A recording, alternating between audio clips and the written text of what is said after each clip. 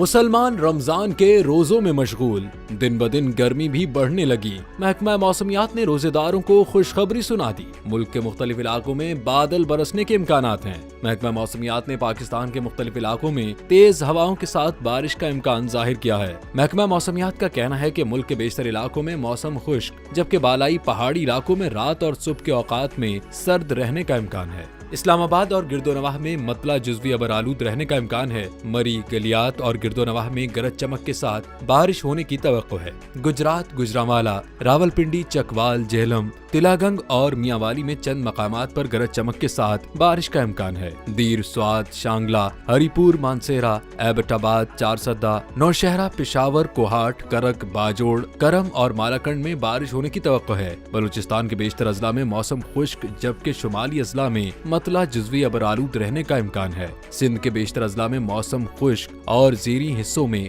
गर्म रहने की तवक्को है।